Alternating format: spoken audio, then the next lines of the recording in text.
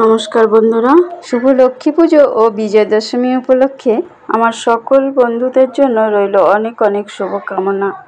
বড়দের জন্য রইল আমার প্রণাম ও শ্রদ্ধা, আর ছোটদের জন্য রইল ভালোবাসা ও শুভেচ্ছা। তো দেখুন বন্ধুরা, আমার মেয়ে দুর্গাপুজোর থেকেই শুরু করেছে এই ঠাকুরের এই আসনগুলো তৈরি করার জন্য, কিন্তু তৈরি করার সময়টা তোলা হয়নি আর কি। যাই হোক, তো এই আসনগুলো সব ঠাকুরের জন্য ও নিজের হাতেই তৈরি করেছে। যদিও ও প্রতি বছরই তৈরি করে, এবার একটু দেরি হয়ে গেছে, তাই আর দুর্গা পুজোয় পাতা হয়নি, তো এবার লক্ষ্মী পুজোর দিন পাতা হয়েছে। আর এখানে তৈরি করছি খইয়ের গুড় দিয়ে, সেই যে খইয়ের ওকরা বলে সেটা তৈরি করলাম। এবার এই যে ঠাকুরের অর্ধেক গোছানো হয়ে গেছে, আমার বড় মেয়ে সব গোছাগুছি করেছে। এবারে দেবে আলপনা। এই যে দেখুন আলপনা দিয়েছে, গত বছর দিয়েছিল রং দিয়ে আলপনা, তাই আলপনাটা উঠাতে পারেনি। এবছর কিন্তু খড়িমাটি দিয়েই দিয়েছে। তো এখানে তৈরি করছি আমি নারকেল নাড়ু, আর তিলের নাড়ুও তৈরি করেছি, কিন্তু সেটা দেখানো হয়নি আর কি। তো যাই হোক, সবটা কীরকম লাগলো আপনাদের অবশ্যই কিন্তু জানাবেন। ক্যামেরাবন্দি করা হয়নি বলে তিলের নাড়ুটা তাই আপনাদের আর দেখানো হলো না। আমার বড় মেয়ে বলছে, মা এইভাবে নাড়ু পাকালে তো সব নারকেলের তেলগুলো বেরিয়ে যাচ্ছে, তুমি যেভাবে জোর দিয়ে নাড়ু পাকাচ্ছ। আমি বললাম যে হ্যাঁ, এইভাবে জোর দিয়েই নাড়ু পাকাতে হয়, কারণ আমি ছোটোবেলায় আমার ঠাকুমাকে দেখেছি।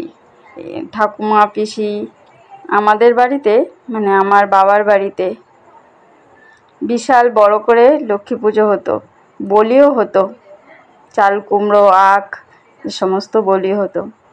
তো সেখান থেকেই ছোটোবেলায় দেখে দেখেই সব শেখা আর কি। হাতে ধরে শেখানোর মতো সময় কারোরই হয়ে ওঠেনি। যতটা কিছু শিখেছি সব কিছু দেখে দেখেই শিখেছি, দিদি মা পিসি ঠাকুমাদের দেখেই সবটা শিখেছি। শাশুড়ি মায়ের কাছ থেকেও কিছুটা শিখেছি।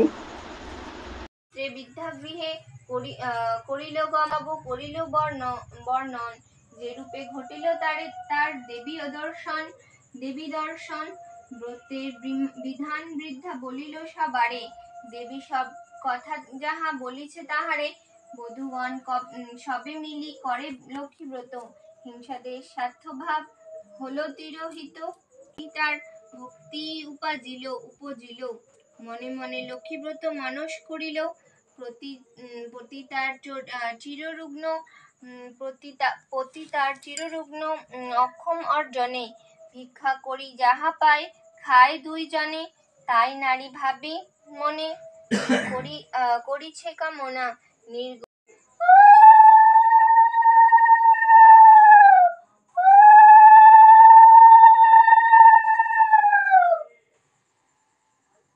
পূজা লক্ষ্মী পূজা সমর্পণ হয়েছে, লক্ষ্মী পাঁচালি পড়াও সমর্পণ হয়েছে।